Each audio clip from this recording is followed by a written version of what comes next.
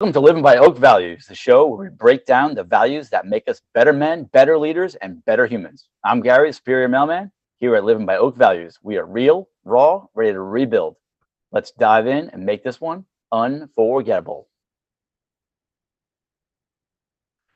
And I'm Rob, and today we're digging into the value that just isn't earned. It's pretty foundational. Starting off with the question, have you ever asked your kids to clean the room and they ask you like, where are my socks? Yeah, I We're get that. setting the theme. Sorry, Oh, go ahead. go ahead, finish up. We're setting the theme for responsibility. It's not about chores, but it's a true life lesson. It is. So yeah, I do get that question all the time. Have you seen my socks? Have you seen my shoes? Yeah. I will have there many mornings where she'll come downstairs wearing my socks because all of her Mhm. socks are dirty and lost under the bed. But anyway, so Rob, I was reading this article. It said that kids that take on responsibility early tend to show higher confidence and emotional regulation. I guess that's because responsibility teaches ownership, discipline, and maybe self trust. I guess. What are your thoughts? That's hmm, that's pretty interesting. Um, yeah, I I wonder if it's teaching them earlier or they're just wanting to do it though. I think either way, it's going to teach or bring on ownership and discipline and self trust. So real quick, I just want to step back to when we've talked before in the past on other podcasts about how I forget which the value was, but when I was living with my parents, I lived under their discipline or their rules. Then I joined the Hmm. military and I lived under their rules. So I never had my own set of rules. Then I got married and I was a nice guy and I lived by my wife's rules. When we got divorced, I had to pay the bills, my own bills. I had to buy groceries and pay rent.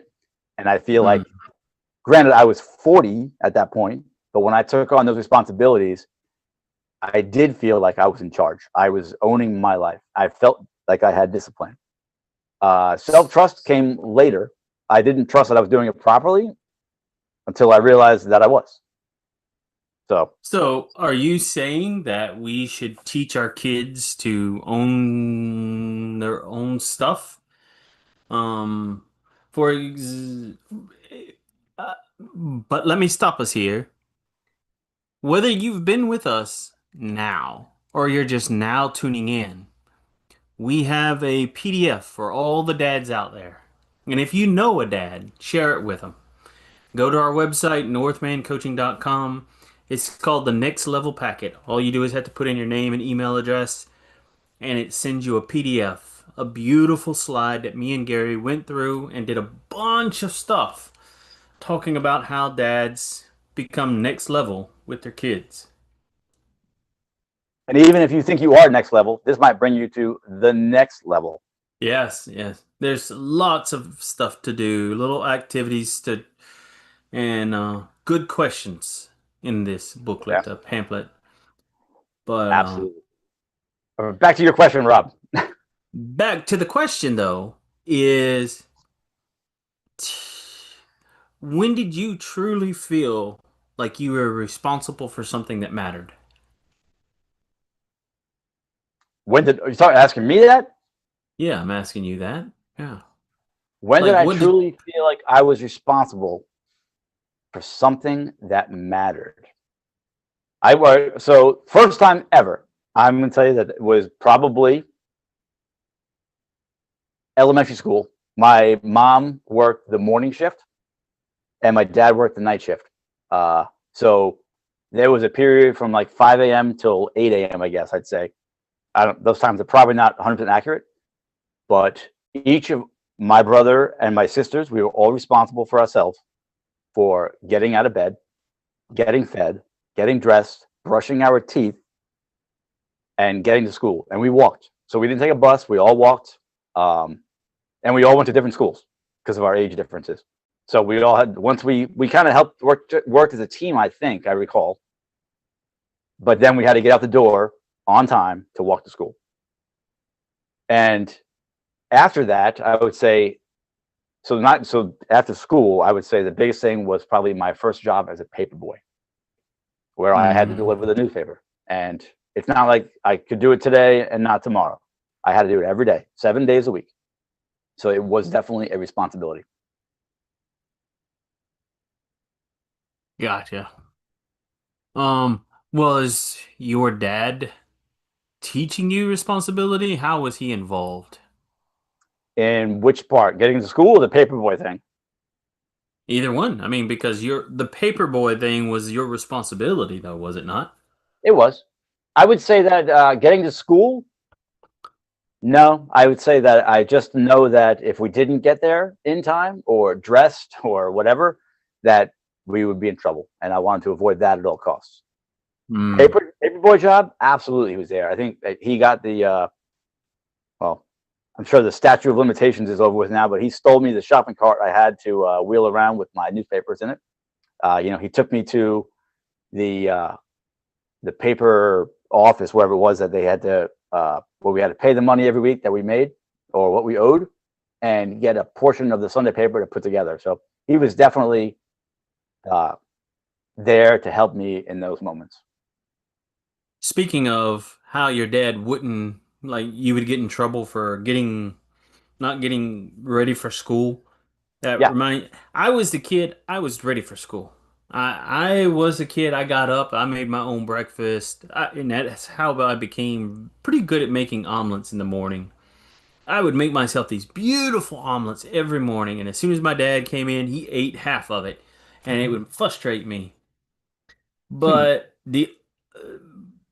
but on the other side of the coin, my brother was a night owl, and he would not get up in the morning. He would sleep up until my mom is like, "We gotta go to the car." My brother would get up, run to the car, and go back to sleep. The 30-minute drive to school. nice. Come to find out, he left his shoes at home. And it's not just once, it's not twice. This is like multiple times over. It was ever since third grade. So yeah, for many, many years, all the way up into high school. Wow, He would be running and going, getting to sleep in the car, forget his shoes, and my dad, who just got off a night shift, would have to pick up his shoes and drive him out to the school and drive him back. And it was like they didn't teach us that, or they didn't teach us that responsibility early on in our lives. So. gotcha. He was going to They, school like they, Fred Flintstone, no shoes yeah. on. Awesome. I would get so mad at my brother because he would let his alarm clock go off in the morning. And it was like I would wake up to his alarm clock going off before mine went off. And it was just like, "Ah!" So, yeah. Gotcha. Oh, I want to touch real quick on that, on you making your omelet. So Hmm. I was telling you this weekend that Amity was trying to make a fried egg. Yes. Yes, and she kept failing, but or not failing, but not doing it perfectly. So I pulled all the eggs out of the fridge. I said they're cheaper now than they were, 2 months ago. I said, have at it. Don't stop till you get it right. And she's like, but Dad, that's a waste. I said, that's how I learned. I remember working at the Ritz Carlton, and there they sold the eggs were very expensive for breakfast, and they had to be perfect. So I had Mm, all the eggs in the world pretty much, and I didn't stop until I got it right. She gotcha. did. She finally ended it pretty decently. But today she sent me a message with a picture that she made an egg at her mother's house, and it was perfect. Wow. Good I'm job. really glad that she got to waste all my eggs to go and make one perfect egg at her mom's house. But whatever. Anyway, that's it. I wonder if that's why she's asking for a knife. Anyways. I didn't even think of that. That's good. Uh, so there's a joke. It's like, what happens when nobody takes responsibility? And it says, ask the goldfish. Oh, wait, nobody fed him. Yeah, it He's took a floating at while the for top. me to. Yeah, it does take a while to get kids to feed the pets. That's for sure. It They does take. absolutely. Yeah. Amity had a frog, and we had to. We I need to stop saying we because I fed that thing all the time. I mean, I remember going Yes. days where I'd be checking on it. I'm like, "Did you feed the frog?" "Oh, I forgot." She'd forget for 5 days straight. I'm like, "Wow, that poor frog." Anyway, so Yeah. Rob, is there a time that you've ever felt tempted, speaking of feeding the frog or animals, that you felt tempted to rescue your daughter instead of letting them learn? Yes. It wasn't until I did this work, though, that I realized that kids need this time to learn that they need to fail because otherwise they're not going to pick themselves back up. Hmm. I used to be the parent that was always like, as soon as the teacher sent something out, I was like, "Did you do the homework? Did you do the homework? Did you get your homework done?" Because I was a kid, I did my homework at school because I wanted to come home and play. Right. But my daughter is not that same way. And so, me being overbearing and constantly asking about her assignments didn't allow her to fail and take responsibility for her assignments herself. Mm. And I had Okay. to learn that is like, stop, Robert. Don't constantly ask, did she do her homework? Because that's her responsibility. Okay. So on that note, I just had to start asking my daughter if she has homework. Mm, And when I was a kid, I would intentionally forget homework because I didn't want to do it. mm, And the consequences didn't really matter to me. I didn't care. I didn't want to do homework. So I assume when I ask my daughter if she's got homework, and she says no, she doesn't. That's the truth. She is honestly, not that I'm aware of, ever really truly lied to me. So I mm. take it at, for what it's worth. I have no homework. Okay. Turns out she forgets. And I don't think she's lying. She's truly forgetting. Like I have to say, Yeah. you have homework. The answer is no. I have to say, okay, open up your computer and let me see. And that's the hard thing because Mm, so between you, me, and everyone listening, I don't know what I'm looking for when that computer opens. I just know that if I say open the computer, that she's like, oh boy, I'm in trouble. So I don't even know. She could have no homework. I'm like, okay. I have to act like I know what the hell I'm talking about. But yeah. but as far as helping her versus rescuing her, she just started a month, 2 months ago, maybe this aerial silks. So it's like a circus thing she does where she uses the silks uh, and does like flips and potentially does flips and climbs up these things when she's strong enough and knows what she's doing. She did not quite have the upper body strength as much as the other girls in the class. So I got Mm, her. I got a pull. I have a pull up bar that I put in the door, and I got an assistance band to help her out. So it did help her. But when she got on using the band, she put her feet in there and she started doing all these half push ups, but a bunch of them real fast. And I stopped her and I was like, nope, you're going to do one perfect push up or pull up rather. And if you can yeah. do that, then we can move on to two perfect pull ups. I don't want these 15 half pull ups that are going to hurt you. I said, take your time, keep your body right. And by telling her this and not doing it for her or allowing her to be doing the half a pull up, she's now up to 6 or 7 full pull ups. And Mm, last week in class, she did a flip. So awesome. yes, so she's getting better, and but I am giving her the tools that she needs to get better, but not doing it for her. Nice. I Yeah, like it. I like it. yeah. Thank you. So when we were doing this research for responsibilities, Yep. um, we come across some tidbits. And one of them Okay. was say, let your kids choose their responsibility. And I told you, I was like, oh, I don't really do that. I have a website I go to. It's like How to Housewives. Hmm. Um, and I get a checklist how to Okay. clean each room in my house. And every week I go to my daughter and I say you get to choose what room you get to clean kind of deal. And it has to be clean with this checklist by the checklist kind of deal. I don't let her choose how. I don't be as picky as I used to be in the past, but it's still I let her choose what she wants, but I've heard that there was other ways of doing it. So, Okay. So I don't let my daughter choose. mm, If she, if I gave her a choice or pick your chores, your responsibilities, she would have zero, and I would have all of them. So yes, but I have you have sent me the list from that website, and I have used mm, them. So she does have her chores that I have assigned that are what I believe within her capabilities. And I could be just being very easy, but they are. She has to load mm. and unload the dishwasher. She has to do her laundry. That means put it in the basket, bring it downstairs, put it in the washing machine, put it in the dryer, take it out, fold it, and put it away. And if I'm backed up with work or whatever I'm doing, and I ask her, she will do mine. She's not required to, but she will if I ask. And then she has to Nice. make her bed and clean her room. Mm. So, and she does them all pretty well, I'd say. So, Rob, have you ever let your daughter manage you for a day to make you the intern, so she could assign you tasks? I don't really like her assign me task. I think the closest thing that I have done is I give her like responsibility of navigator in the car. Okay. I'll Okay. I'll give her the phone and I said, "You find us how to get there and give me the directions."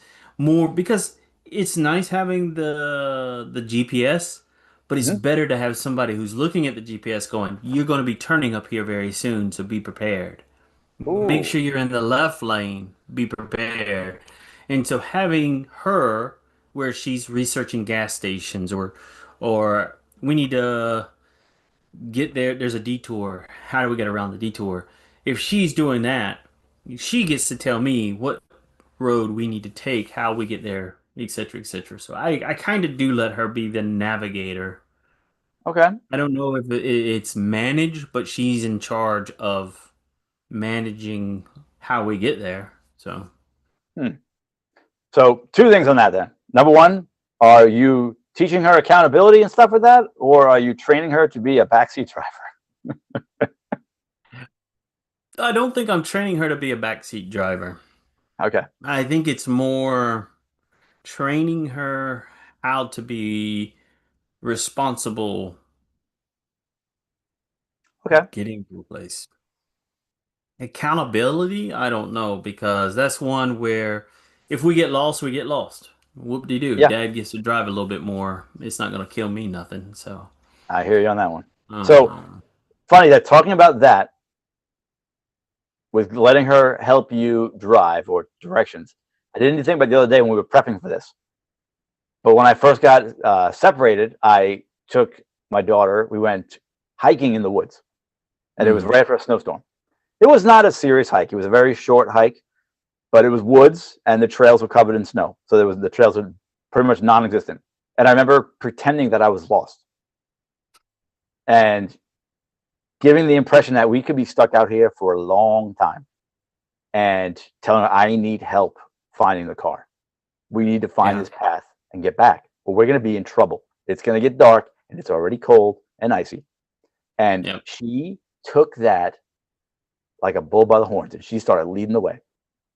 She started Mm, looking for her footprints. She started looking for broken branches, and she got us back to the car. I knew the whole time awesome. where we were, but I let her think that she was in charge, and she did very, very well. And I'm going to actually have to do that again this, well, I'd say this summer. There'll be no snow, but I'm going to do that again. Take it So to a park. See if she'll do it. Yeah, yeah. I can't tell her I'm doing that. I have to pretend I'm really lost. Yeah, you could do that. I think You if you I could was honest with her, drive. she wouldn't care as much. You could drive somewhere and then just hand her the phone and say, "Hey, find out how to get home." Mm, I might just do that. So Yeah. anyway, Another tidbit that I like this tip, but I've never used it is the responsibility jar. And I know you use is that like a curse jar? yeah, like a curse jar, but you fill it with different chores. And I would imagine this would be more like if you had multiple kids and you needed they get to choose two chores a day and you could fill it full of chores. But that keeps it like random and it keeps different ones from constantly doing the same chore over and over again. Okay. That way, when whatever you pick out, you get a different chore. I can see that working with more than one kid for sure. So, Right. Well, um, that's not the boat that I'm in. So yeah. So, um, eh, going off of a different topic though, do you think men are overparented or underfathered when it comes to responsibility and how it affects how we teach that to our kids? um, yes is my answer. I think that men today, like myself and you and people our age, they were overparented, but at the same time, they were underfathered. Hmm. And I don't blame like my dad for that. I can't imagine that you would blame your dad for that. It's just the way we were raised. We were raised by our parents because men worked. I mean, in my house, growing up, my mom worked as well, but my dad worked more. Hmm. And went to school, and our teachers were all females. I think I had one or two male teachers my entire life. So Hmm. we were definitely overparented and not quite fathered enough. And I think that is why we are in the boat we're in now. Hmm. We became nice guys because we were taught by women to please women, to do as we were told. And with that, you don't get a leader, you get a follower. And women want us to lead. That's our job. So when we're taught not to lead by women, we are underfathered but overparented. So my answer, in short, is yes. What are your thoughts on that? I actually agree with you. To everything actually. So I Good don't job. have anything. That was the right answer. Good job. I don't have anything else to add actually. So you hit every point that I would have said. So Gotcha. So a dad's responsibility doesn't just live inside the house. And I'm telling you that because as a father of divorce, when I have my daughter, it happened a lot more when she was younger, but we always had every Monday was date night. Me mm, and her, we would go out for a hot dog or a hamburger or a movie or walk just to talk and connect. Me and her, and that's it. No TV, no anything else going on. Me and her, we go out and we just talk. Of lately, I've been informed that she's too old for daddy daughter date night. So now it's father daughter outing or mm. something like that. But anyway, but I suggest that any father listening, number one, I'm going to suggest that he gets that level up for dads. Number two, to look into taking his kids or kid on a date. Even if it's a boy, it's his son. It's not a date like a romantic date. It's just quality one-on-one time. Whether you're going to the grocery store together or you're connecting in nature, whatever you're doing, to spend that quality time one-on-one. Well, that's the other thing is that's how you build good relationships. Yeah. Is taking the time to spend that quality time. But who told you that? How do you know that? I had to learn it the hard way. Right. So Yeah. now that you just said it, that's our job to build that quality relationship. I recall now having catches with my old man, throwing the ball around. He used to take me and my brother to every single Saturday home game for the New York Mets. And there were times, it was April, it was cold. I didn't want to go. I was told I had to Mm, go. Which, looking back on it, that's crazy. I would have taken the opportunity to go to every baseball game that I could possibly go to. But that was my dad building a bonding moment. And that mm. didn't, my child brain did not catch on to that. But looking back on it, and that's why I throw the ball with my daughter in the parking lot over here. And I take her to ball games, whether they're Mets games or Red Sox games or whatever, I don't care. I spend that quality time with her. Yeah. So, so important. Well, one of the things I do is I go grocery shopping with my daughter. Okay. And we go every week. I have her. We go there and we spend a couple hours just going up and down every aisle, whether we're going to buy something in the aisle or not. We just go walking and talking, and it feels like our tradition is just Okay. walking up and down the aisles to see what do we need, what we don't need, and we don't rush. It's not like, oh, hurry, hurry, hurry, go get the groceries and get back so we get out of here.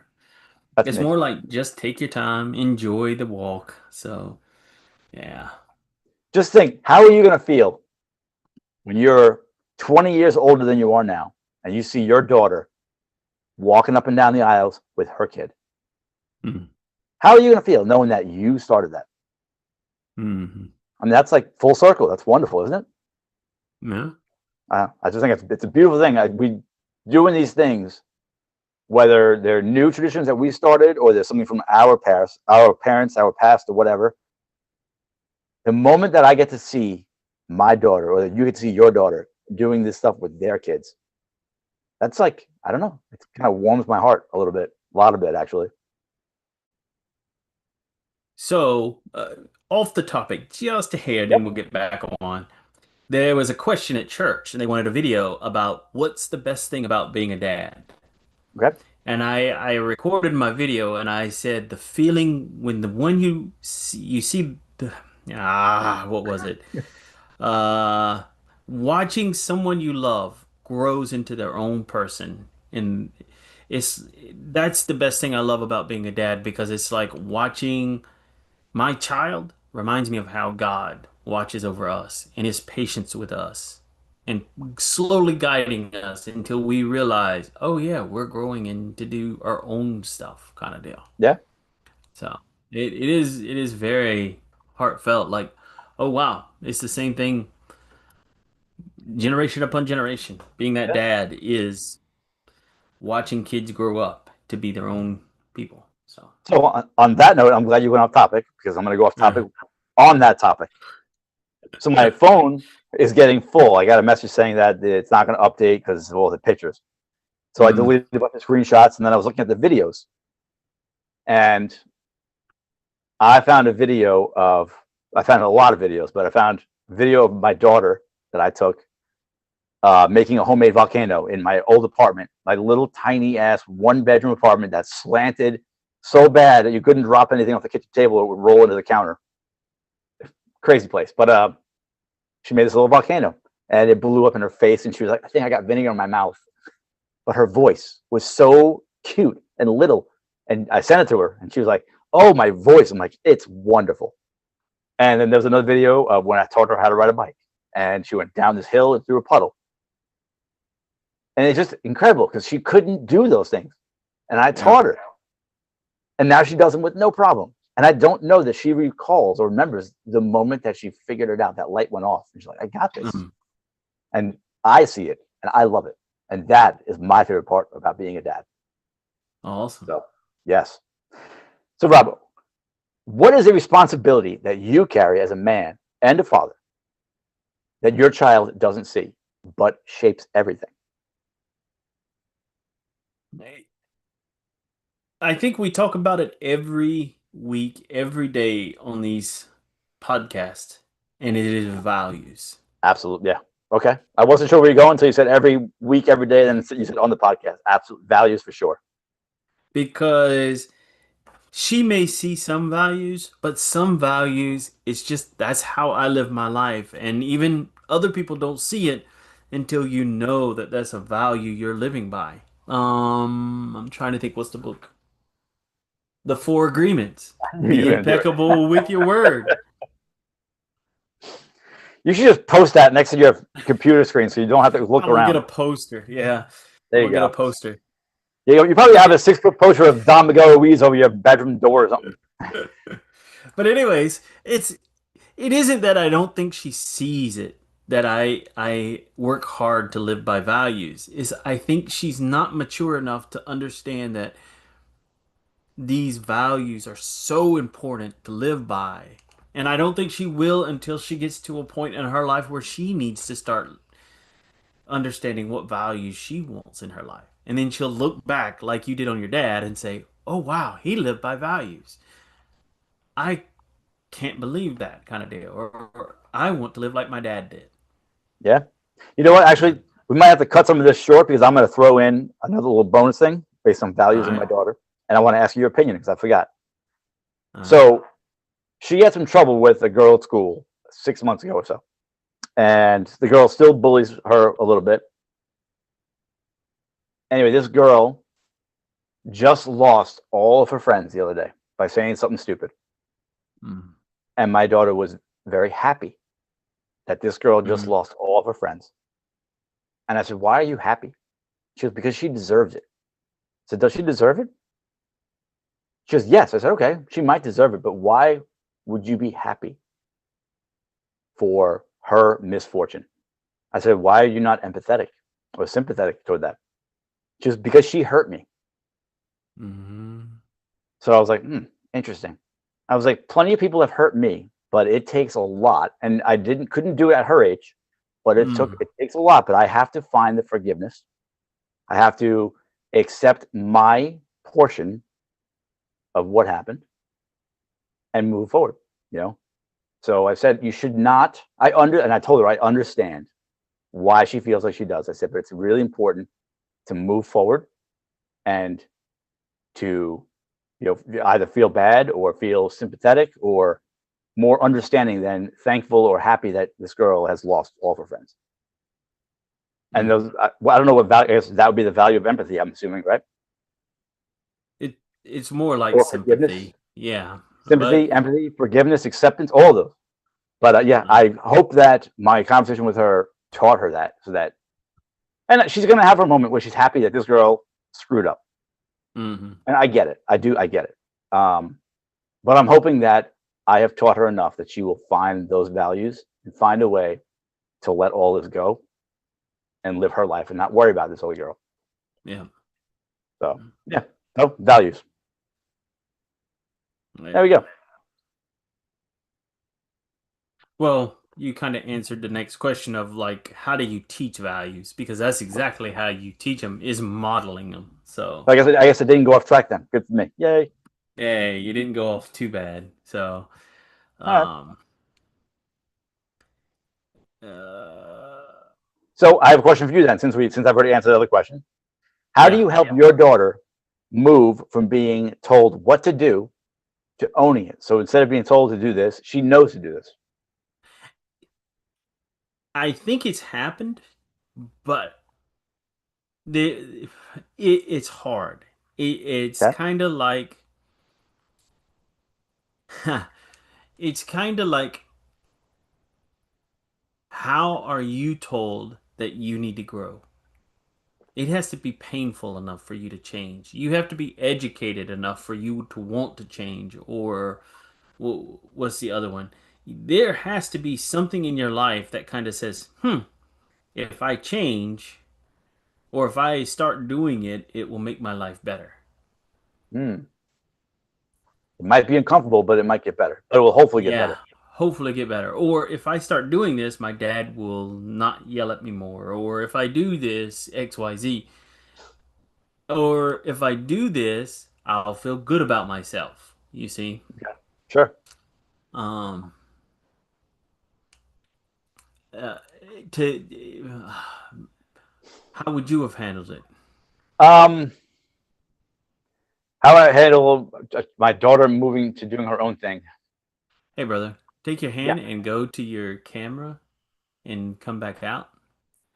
Wow, it got blurry, huh? What's going on there? Yeah, I don't know what you did. Slow. Don't go so fast. Huh. Interesting. Well, I guess it'll be blurry me. Whatever. We're almost done here. Wow, it's really Yeah. weird though, right? I don't know how to look at it now. It's very blurry. You could be upfront and personal with it. There it goes. It fixed. Okay. Yeah. Wow, it's weird, huh? So my daughter says to me a lot that I don't want you to get mad. So that's why she starts doing things. But the funny thing is, after she does what she's gonna do on her own, because she doesn't want me to get mad, I always say to her, I'm like, how often do I get mad? Because I don't. I mean, I did before this work. Before I started really, getting in touch with my emotions and developing my emotional intelligence. And you like that? Sounded all Yes. fancy. But yeah, I had anger issues. But as far as she knows, or as far as she's been around, I don't get mad. I am disappointed at times, but I don't get mad. I very, very rarely raise my voice. But yet she still says that. And then she goes back, she's like, well, mom gets really mad. You don't really get mad, but I don't want to upset you. And really, I think she means disappoint me, because if she doesn't do what I've been asking, I do get disappointed. So I think after so many times of not doing it, she's finally caught on, and now she owns her chores or whatever she's going to do. So, Okay.